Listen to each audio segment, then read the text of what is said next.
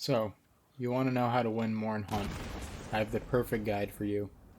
Here you can see the table of contents, so feel free to pause the video and skip to whichever part interests you most. If you want to learn it all, just let the video play. Enjoy.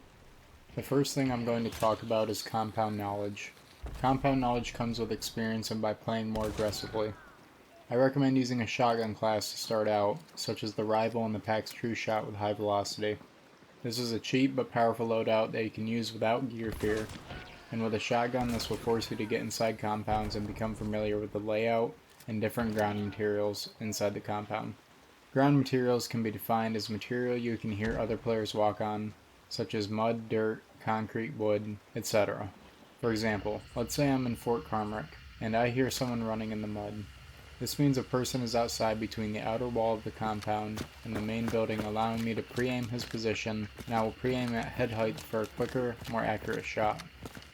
Another example at Fort Carmrick would be hearing the splashing water at the northern entrance.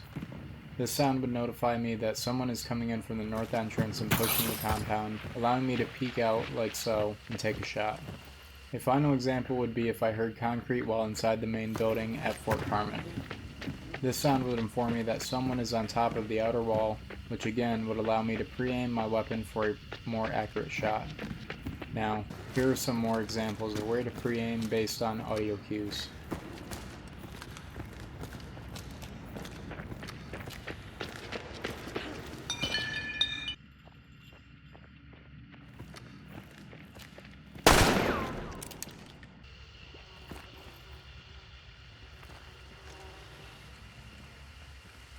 To further teach you compound knowledge, let me show you a clip from one of my recent games. In this clip, I hear an enemy hunter running downstairs away from me, so I hop through the little hole in the middle of the compound to get on the same level as him. I don't see him, but I hear him walking on the stairs, so I sneak up behind him and catch him off guard. I knew the stairs are metal in that part of the compound, so I knew exactly where my enemy was located, making for an easy kill. Like I said previously, compound knowledge comes with experience and spending time inside the compounds. If you play sniper a lot, you will not have as keen of a sense of the compound and where enemies can enter and exit the compound. This is why I recommend running a shotgun for a while to familiarize yourself with the layout and ground materials in the compound. By understanding this concept, it allows you to know where enemies are solely based on audio, which allows you to fire more accurate shots. With more accurate shots, you should win more games. What I mean by game knowledge is the act of planning your approach to a game once you've loaded in based on 1. The loadout you have, 2. Where you spawn, 3. Extract locations, 4. Possible bounty target locations, 5. Possible enemy hunter spawns. Based on these factors, I developed my rotation around the map to give me the best chance of winning a game. Let's watch a couple minute example of me playing the game while explaining what I'm doing and why. Alright, so since I'm running a shotgun this game with slugs, my goal is going to be to get to the boss layer as soon as I can. But taking a look at the extracts, we got 2 off to the far east and 1 to the southwest. So I'm probably going to stay in zone 2. I'm going to try and track down the assassin and hopefully get him somewhere close to the extract. So I've got my first clue. I'm going to have to watch out for people coming from Stockyard, but I'm going to pick up this other clue, Gasworks, and see where I'm headed. Got my second clue, we got Rail Yard and Rail Yard Corn and Malt, so I'm probably going to go to Rail Yard, and the reason for that is that I want to clear out my northern side here. Make sure nobody's at Rail Yard. I know there could be people behind me coming from Stockyard, but this helps me clear the map out a little bit. And would you look at that, there's people at Rail Yard. So the goal here is I'm probably going to wait until another team third parties this. And if it gets kind of close to the timer, I'll probably just push it.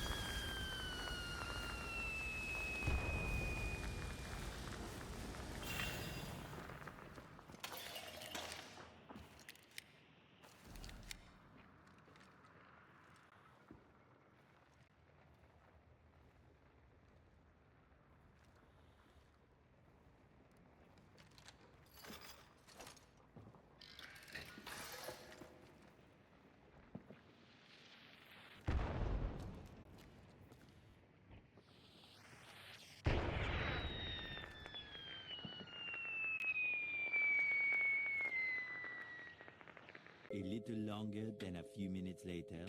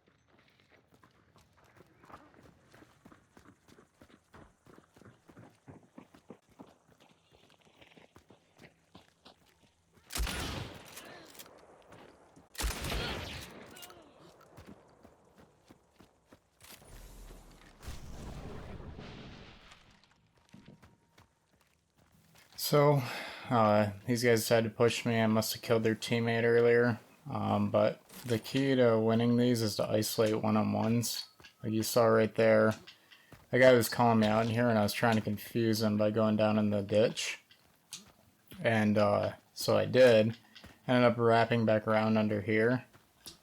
And then he was going to run and try and get me over here. So that's when I decided to peek this guy.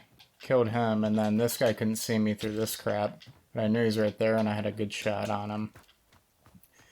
So, what you want to do when you're playing solo versus trios is consider your loadout, try to isolate one-on-ones, and things normally don't go as planned anyway. So, you just got to play with what you got. Right here, I knew this little lower area was a good place to confuse them, as well as set traps, because I could rotate to these different canals. And then also this little underpass to this building made them think I was up here, so I ran back down just to confuse them while they were using their dark sight. If you stuck around to the end of the video, I greatly appreciate it. If you found this video useful, consider liking, commenting, and subscribing. Stay tuned for part 2 in the future of this series on how to win and hunt Showdown. A lot of good information coming out to you guys, so let me know what you'd like to see and let me know what you thought of the video in the comments. Thank you.